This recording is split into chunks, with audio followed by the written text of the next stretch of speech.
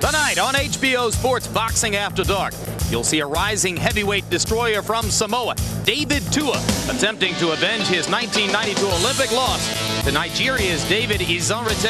Then, a world championship bout between lightweight champion Philip Holliday of South Africa and Philadelphia's Ivan Robinson, scheduled for 12 rounds. The West Bank of Eastern Connecticut's Thames River and the Mohegan Sun Casino. First-time venue tonight for our late-night boxing series. Past champions like marvelous Marvin Hagler, fight fans and media from Boston, all enjoying the holiday spirit as they travel here to the Mohegan Tribal Reservation from New York, from New Haven, from the surrounding area to check out this gorgeous 3-month-old casino and get a look at some of boxing's emerging stars, notably David Tua and Philip Holliday. And happy holidays to you. Hello again, everybody. I'm Jim Lampley. Welcome to this edition of HBO's Boxing After Dark, a series which in a year and a half has already established itself as one of the most consistent purveyors of championship-style competition to be found anywhere in boxing. We're very excited about seeing South African Philip Holliday defending his lightweight title later this evening against an outstanding former American amateur star, Ivan Robinson of Philadelphia. And we're equally excited to show you the revenge match between David Tua and David Izon in the heavyweight division to begin the evening. Working with me, as always, HBO boxing analyst Larry Merchant. And Larry, as we get ready to look at Tua, we're reminded that we've seen many heavyweight prospects who have become suspects as they tried to climb the ladder of success. It happened last week on the undercard of Bogalata 2 to a South African star named Courage Shabalala, who suddenly is a star no more after being knocked out by journeyman Brian Scott. What is it about Tua that suggests to us that he has the stuff of real success? Big left hook, and apparently the right stuff to go with it. And what I mean by that is this. David Tua is a stablemate of Andrew Galata. Yes, they are known as David and Galata. And yes, they have sparred. And yes, Galata has hit him low. Although that isn't easy because Tua is built like a redwood stump. And Tua's immediate response was to hit back low. Galata is a $50 million talent and a 50-cent head. Tua may not have that much talent, or he may have, but his head is definitely screwed on much tighter. He seems to have the temperament to go along with the talent. And that's why, as a sportscaster about 45 minutes down the road from here, Jim likes to say, he could go all the way. And it would be exciting to see it if it happens, because his knockout power has already created for him an early career mystique. As we get ready to watch Tua and his opponent David Izon of Nigeria, both of them share in common with our Roy Jones Jr. the experience of having gone to the Olympics, where Izon defeated Tua in a decision back in 1992. Now, amateur boxing is very different from professional boxing. 4 years is a long time. But what role does that previous bout play for the two fighters as they get into the ring tonight? The only role that previous bout should play is the fact that they know one another. After the first 1 or 2 rounds, they should exploit everything that they know about one another. If, in fact, Izon was so dominant over Tua, then you will find that out, because he'll come right out and take control of the fight. If he wasn't, then Tua will come out and erase that first meeting and set his own meeting, and therefore he will totally dominate the other guy. And most experts believe that's what's likely to happen, because Tua has enthralled many already with his knockout punching power. Well, they're in the ring, and there's a good look at David Izon of Nigeria. Was unbeaten until 9 months ago when he lost his most recent bout. So you see the record is now 18-1, 16 KOs. He has huge hands, incidentally, which indicate the chance for increasing punching power as he goes along in his career. As we told you, he lost the last one, though, on March 15, beaten by Maurice Harris in an 8-round decision. Much tougher opponent tonight as we take a look at the young man who was born and raised part of his life in Samoa, ultimately moved to New Zealand, went to the Olympics in 1992 more or less by himself to represent New Zealand, and made it all the way to the semifinal there before losing to Izon. As you can see, 21 KOs in 25 fights. And those 11 first-round knockouts already in Tua's career stand him in pretty good stead when you compare him to some of the greatest punchers in in the history of the division. Only Mike Tyson, in his first 25 fights as a professional, notched more first-round KOs than Tua. You see him there on the list ahead of Marciano, Foreman, Dempsey, and Frazier. And Tua comes in here with 3 consecutive first-round knockouts. Tail of the tape between David Tua and David Izon. And Izon has a big advantage in reach, 11 inches there over Tua. So that makes it obvious that Tua must get inside Izon jab in order to make his power the effective difference in the fight. Rules of the bout with our unofficial ringside scorer, Harold Letterman. The David Tua, David Izon fight is scheduled for 12 rounds. There is no standing 8 count, no 3 knockdown rule. You can be saved by the bell only in the 12th and final round, and only the referee can stop the fight. Jim. Brilliant pronunciation of the Nigerian name by a man who only yesterday was still saying Izon. Good job, Harold. Let's go up to ring announcer Mark Biro. Good evening, ladies and gentlemen, and welcome to the Mohegan Sun Casino on the Mohegan Reservation and the home of the Mohegan Indians for an evening of HBO Boxing After Dark, under the promotion of Cedric Kushner Promotions in association with Main Events Incorporated and Budweiser. This Bud's for you. Your matchmaker is Bill Benton. Tonight's bouts are under the auspices of the Mohegan Tribal Council Chairman Roland Harris and the Connecticut State Athletic Commission. From the Department of Consumer Protection, Commissioner Mark Schifrin. The attending executive director is gentleman John Burns. Ring officials assigned by the Mohegan Tribal Council and the Connecticut State Athletic Commission. Your ringside physicians are Dr. Michael Schwartz and Dr. Joseph Carpenteri. Your timekeeper this evening is the lovable Lou Dell. Counting for the knockdowns at the bell, Matt Mullaney. This contest is scheduled for 12 rounds for the WBC International Heavyweight Championship.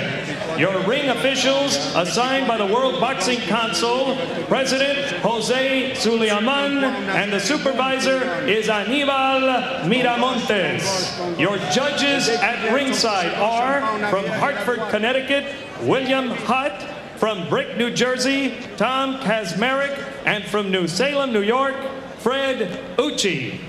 Your referee for this event from Braintree, Massachusetts, Richard Flaherty.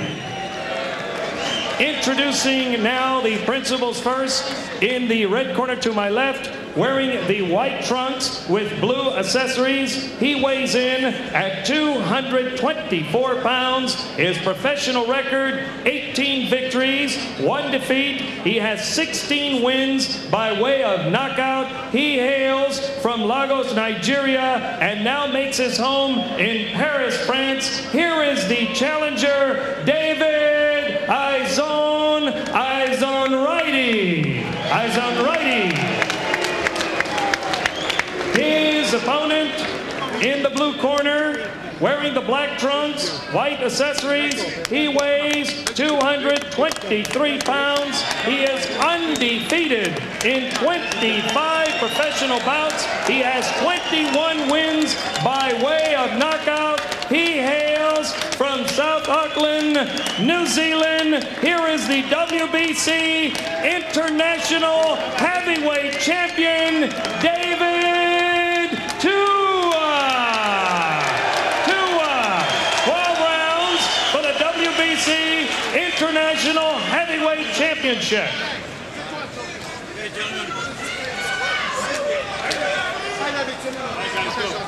What a title. Okay, gentlemen, you had your instructions in the dressing room. I just want to remind you, I don't want any fouls at all, okay? Good, clean, professional fight. You're both experienced men. 12 rounds, we come out boxing in each round. Good luck. We've said a lot of nice things about David Tua, but as you all know, in the heavyweight division especially, one shot in the head changes all perceptions.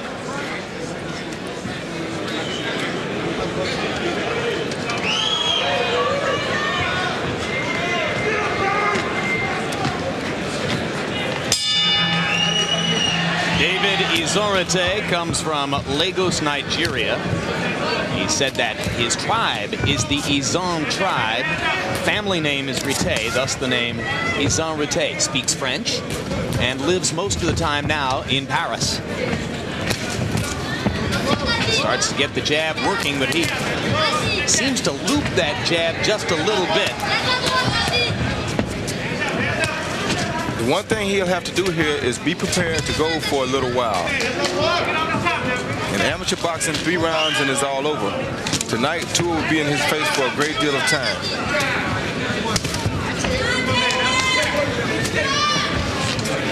If you haven't seen David Tua before, you noted the physical dimensions, reminiscent of Mike Tyson. So too is the style, quite reminiscent of the early Mike Tyson. In fact, Tua worked out with Evander Holyfield before his fight with Tyson, and he played the role of Mike Tyson. Much to Evander's benefit once he got into the ring. And Tua jives in with the left hook and immediately tries to pin Izon Rite against the ropes and go to work with power punches. Izon is too straight up to beat a guy like David Tua. When Tua jabs to his body, Izon keeps his hands low. Izon Rite landed a short counter right inside. Tua seemed unflustered by it. Izon Rite normally keeps his right hand pinned against his cheek as a defensive mechanism. Said that he would try to mix it up and be a little freer flowing with his punches tonight, and he's doing that so far. Tua goes to the body and comes back upstairs with the left hook. Izon seems to be looking for air now, but he is landing a good right hand over the top of Tua's left hand. Tua has shown some pretty nice head movement walking in, Roy, but he is catching a few solid shots. Once he punches, he leaves his left hand down, and he doesn't move his head after he throws his left hand. Now, that's a good point, Roy. He does move his head as he's coming in, but when he throws the punch, he likes to admire his work, as many great young power punchers do. There was a good right hand by Izon.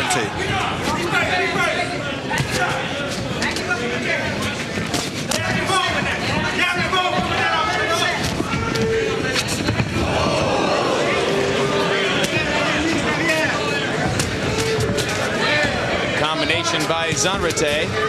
Tua steps through it, comes back inside, throws an uppercut.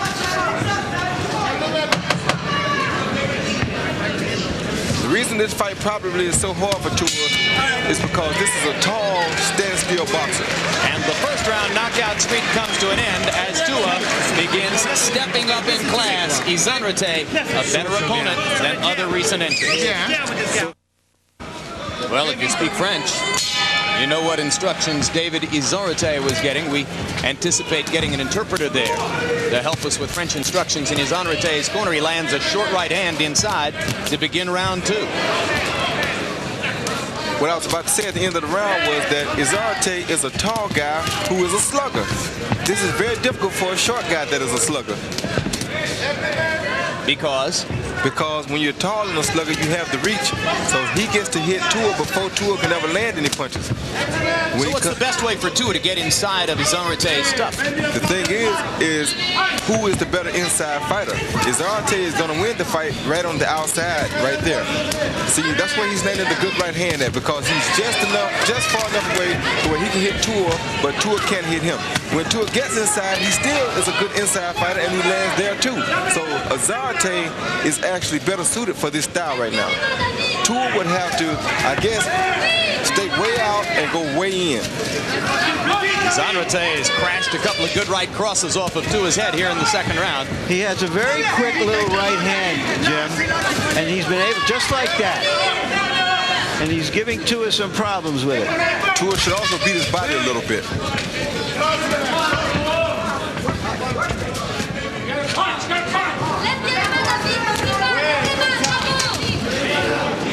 Short right hand inside by Tua. Still trying to solve the technical challenge of getting inside David Izon Rite's longer punches. The body shots will do more damage for Tua than anything else right now. But he's been a little bit of a head headhunter here in the second round and has not remembered to go to the body as much here as he did in round one. And I believe Izon is starting to fade just a little. Izon starting to paw a little bit with the jab. And Tua decides to counter over it with the right hand. Left hook lands. Uppercut landed for Tua. Tua is throwing a very good left uppercut. If Galata had that punch, he might have finished Riddick Bowe. I don't know. It's according to where he landed it at. Well said, Roy. Body shot by Tua. Tua taking his time and trying to pick his inside shots against Izon.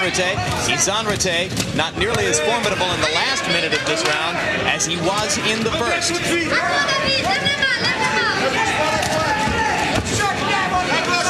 If Tua just hits his body a little bit more, then he'll have him about ready to go in a couple of rounds.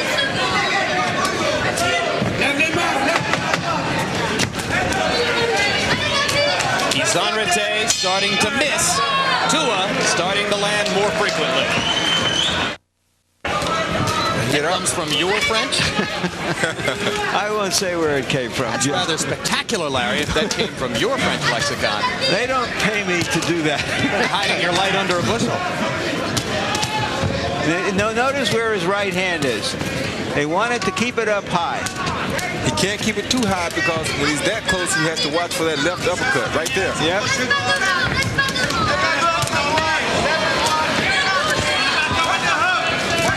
As round three begins, Tua has shortened the working distance between himself and Izon, and that is entirely to David Tua's advantage. Yes, because his arms are definitely the shorter. I am very impressed with this left uppercut that David Tua is throwing.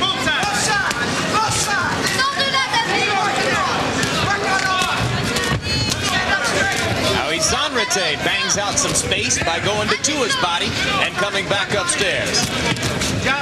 He's breathing very hard, as RT is, though, Jim. Perhaps he remembers that body punch is the one that helped him beat Tua in the Olympics. More and more, Tua is starting to find the openings in Izon guard. Izon is going to have to find a way to slow Tua down, and I think the body punching would be the way to do it. Yeah, because he is somewhat of a headhunter himself.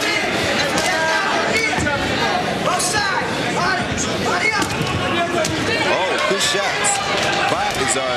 Excellent combination by Izon. Who looks right now like the best opponent that Tua has faced so far in his career. There's a good left hook inside by David Tua.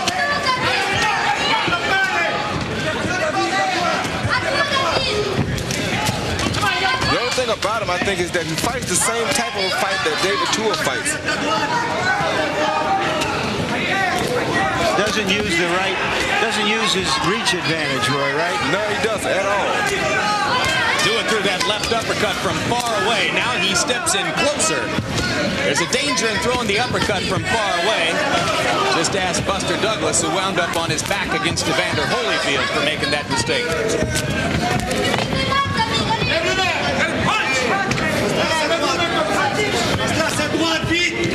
Both of these guys take very good punches. Oh, good shot by Tua. That's the type of punches that it takes to get a guy out of here. Tua digging to the body with the left hook. Comes back with the left and right upstairs, both partially blocked by Izon. Izon trying to jab his way out of the corner, and now he lands.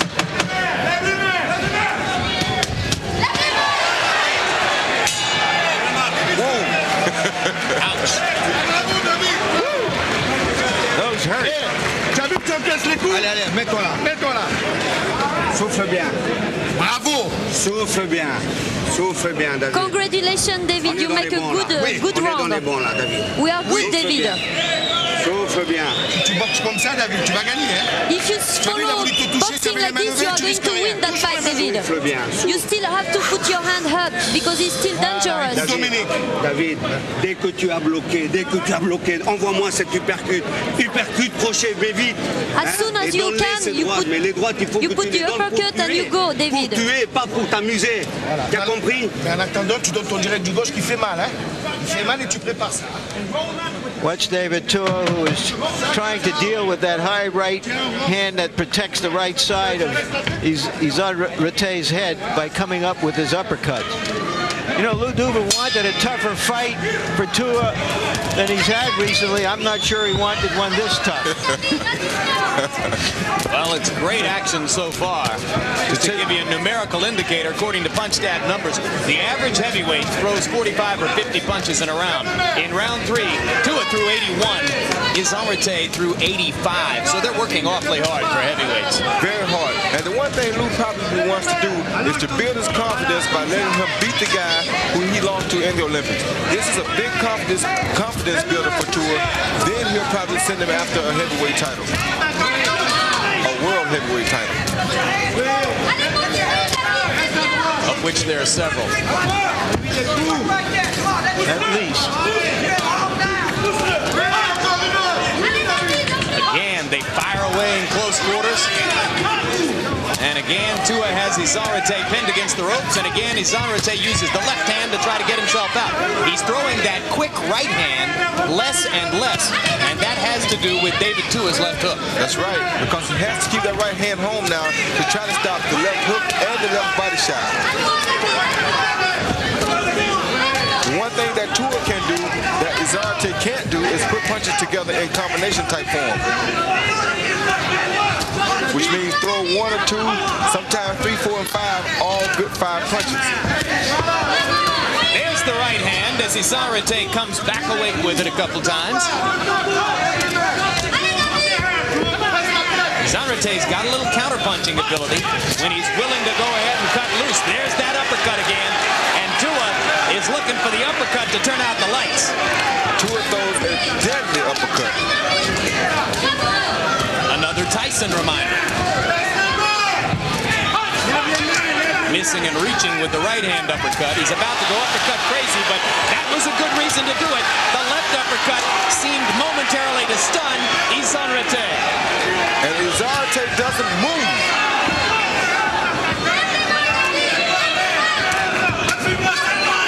In fact, his legs are starting to get a little weak. This would be a good time for Tua to go back to the body. He's done some headhunting for about a minute here with that uppercut.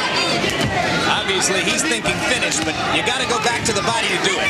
Yeah, he does have to go to this guy's body to weaken him.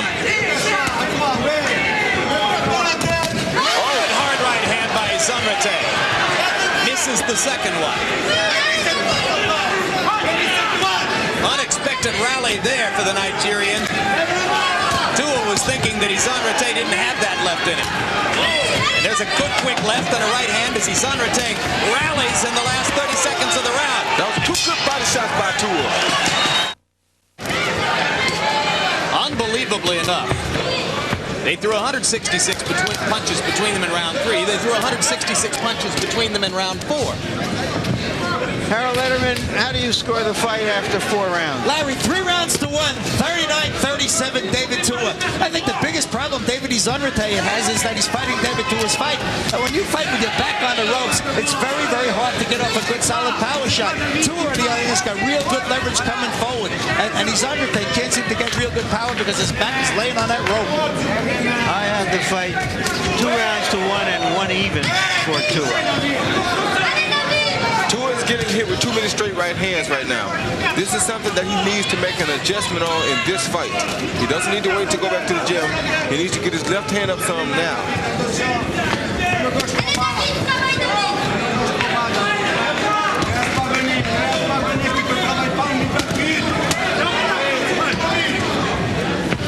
What made Mike Tyson so effective when he was young is how he was able to get to his opponent aggressively and still not get hit a lot of punches because of how quick he was, because of his head and shoulder movement. The two things that Tua isn't doing is he has that left hand so low, and he doesn't move his head right after he finishes his punches. Tua starting to throw bombs with the right hand in this round. Most of the damage up to now has been done with the left. In this round, he's landed 2 big right hands over the top. But he's still getting hit with that same right hand by Izon. Well, I think Izon can land that quick right hand whenever he's willing to throw it. There it is again, right after Tua punches. Every time Tua stops, he gets hit. He has to move his head after he punches.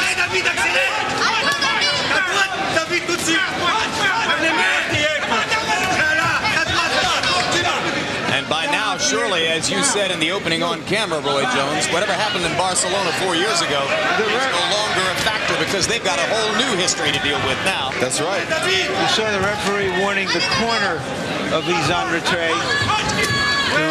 get down. Vicious right hand shot by David Tua as he loaded up and landed it to the chest. I don't think David Tua will ever see another guy who can take his punch as well as Izon is.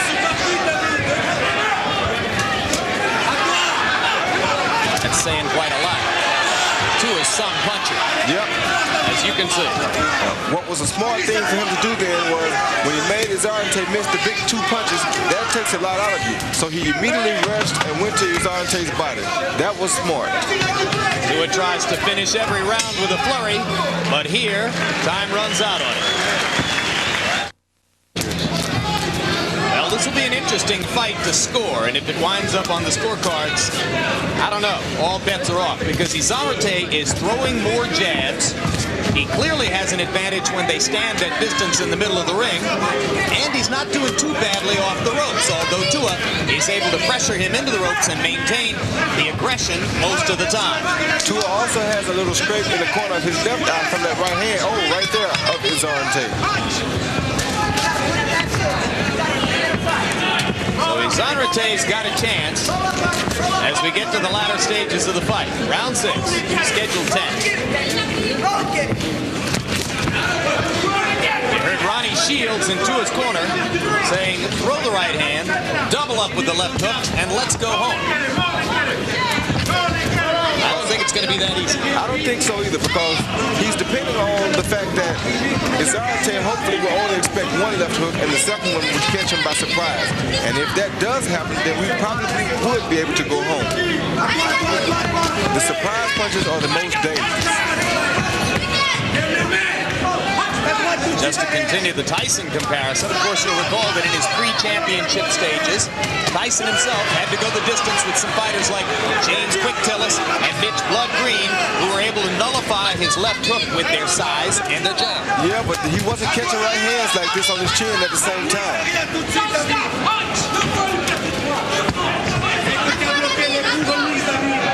So Tua showing some chinks in the armor here tonight. Oh, good left hook by Tua. There's the bread and butter. Let me tell you something else, Jim. When you hit a guy with your best punches this much and it doesn't even stagger him, it can be a confidence taker. Well, and you see Tua looking at Izon as if to say, what are you still doing here? And Izon replies with the right hand.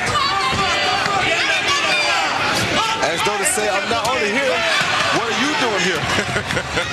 We're going to learn something about David Tua's patience, ring generalship, and ability to maintain composure down the stretch in this fight. That was a good try. By David Tua.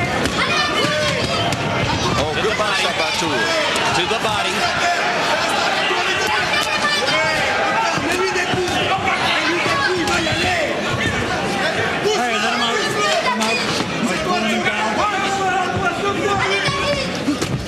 Good try by Izon. Izon's arms are protecting him a lot too. Well, this is a challenge that Tua is going to face over and over throughout his career. How to deal with bigger, taller fighters, have a reach advantage, and we're not afraid of it. Yeah, Jim, but not many of them are going to be able to take this kind of punishment and issue it back out. C'est bien, David. C'est bien, David. C'est bien. bien, David, c'est toi le plus fort, t'as compris? Il est cuit, c'est toi le champion. David, you are stronger tonight. You are the best one. You have to follow like this. You are going to win. Souffle bien. Souffle encore. Allez, tu m'as compris? On est en train de gagner là. Tu m'as compris ce que je te dis? Hein? Souffle bien. Il est mort, lui.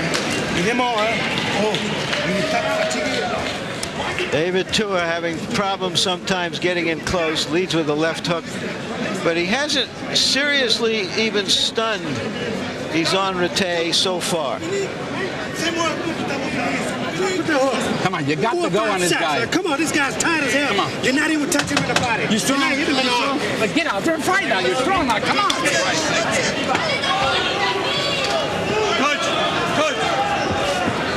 Get the impression that Lou Duva and Ronnie Shields are not that terribly happy with Tua's performance. I think they're just trying to motivate him. I think so too, but they also don't like the fact that he's getting caught with the same punch over and over again, I'm sure. They'll be working on that in the gym. First thing they have to do is hope they get back to the gym.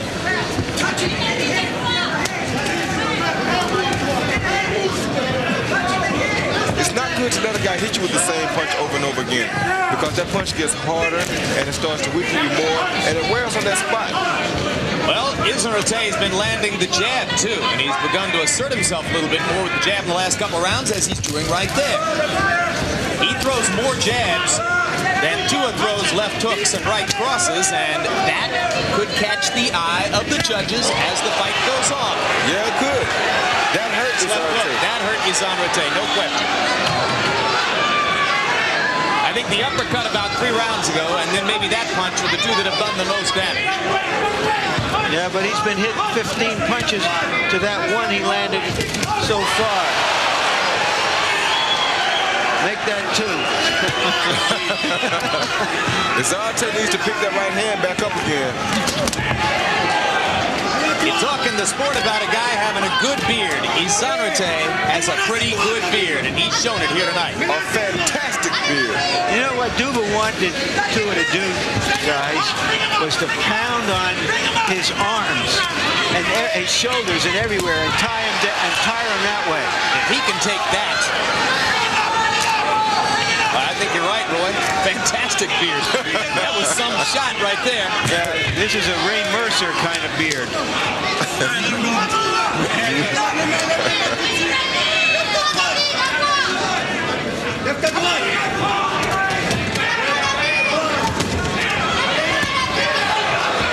We're getting a little wild here, but he's landing a lot of this stuff too. Yeah, but this takes a lot out of you too, Jim. He has to be very careful not to wear himself out here.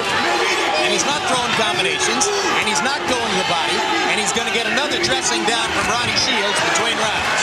And he's getting hit every time he lands a punch, sometimes 2 to 1, like that. Like that. Like that. Every time he lands one, he gets caught. Well, you talk about home run swings. This is the classic case of a guy who's going home run crazy in here, and he might cost himself the fight. I don't know. He's doing a lot of damage, though.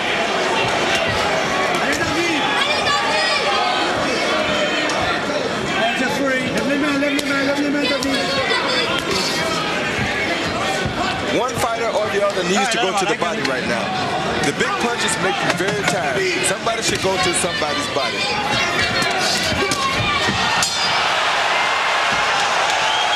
Oh no, it didn't hurt me at all.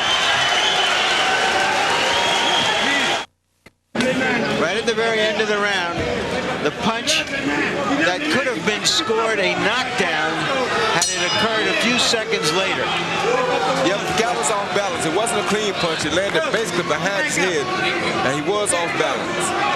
But the rope saved him from going down, and that can be called a knockdown. All right, let me correct a piece of misinformation I gave you earlier, and it could be critical. The early rounds, I said this was 10 rounds. No, scheduled for 12. More and more these days, you find occasions where some pretext has been found to schedule a non-title fight for 12 rounds, and this is one of them. Tua jab to the body to make Izon reach down to block the jab. Then he fakes down and comes with the left hook, which has been very effective for Tua tonight. That's a Roy Jones technique. One of them. One of a million. He said modestly.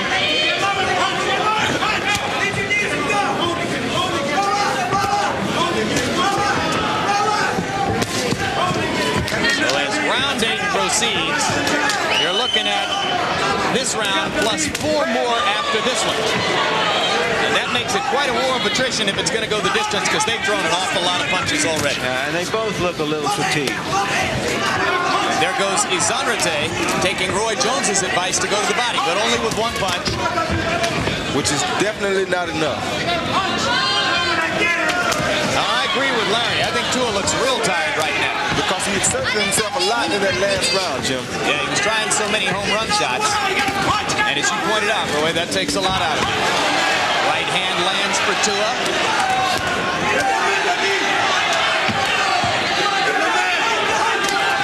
This guy Zarte is tough as nails. Very tough.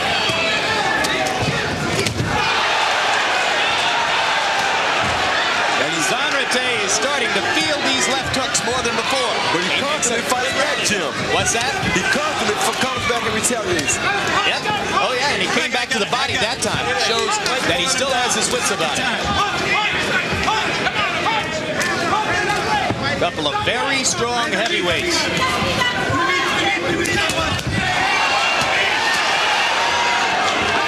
At least Tua is trying to do what his corner said. He did throw the double left hook there. But there he goes again, getting caught with the right hand right after he punches.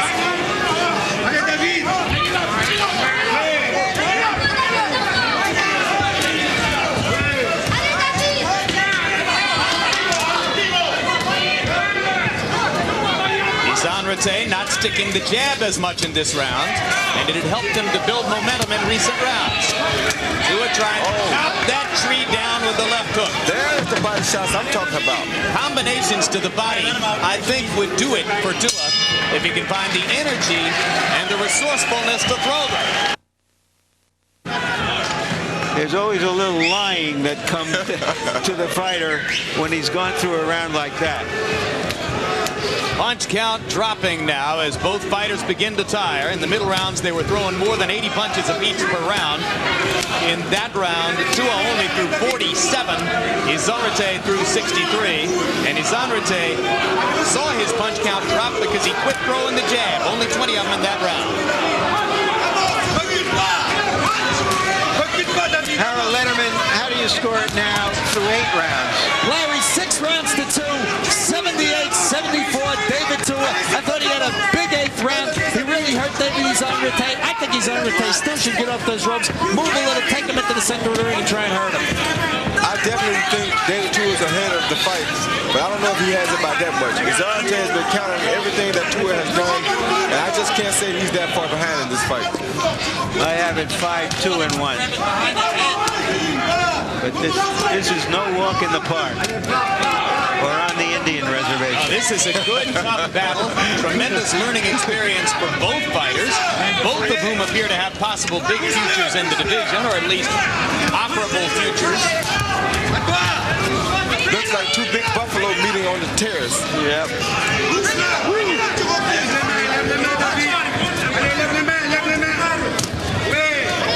Of course, in Izon case, since he's from Nigeria, water buffalo. A buffalo and a water buffalo. Hard right hand by Tua.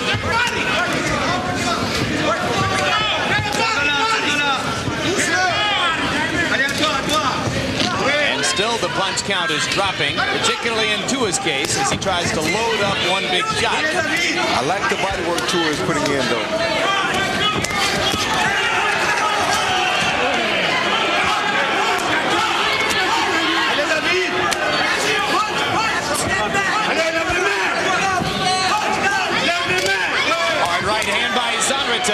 Tua comes back with a right and a left. But Izon blocked both of those punches. Yep. He doesn't get a credit for blocking a great deal of the punches that he is. He is blocking a great number of these punches.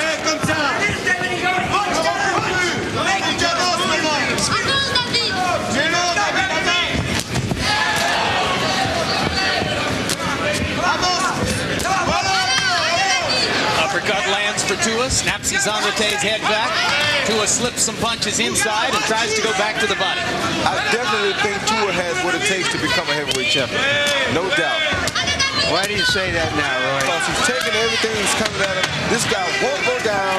A puncher usually gives in when a guy won't go down to his big punches. Tua's not letting up. He's constantly trying. He has everything that it takes to be a champion. David, on est en train de gagner là. Tu m'as compris? Il faut que tu travailles un petit peu plus fort. On est en train de gagner. Comme tu as fait l'affaire. Maintenant, si tu as peur, dis-moi-le. Non, laisse-le. Il n'a pas peur. There you see Tua again at work. You'll see his uppercut and how he tries to penetrate the defense. And there was another 2 for 1. Boy, it's great to be young and strong if you're in this game. Allez, David, ne te laisse pas pousser.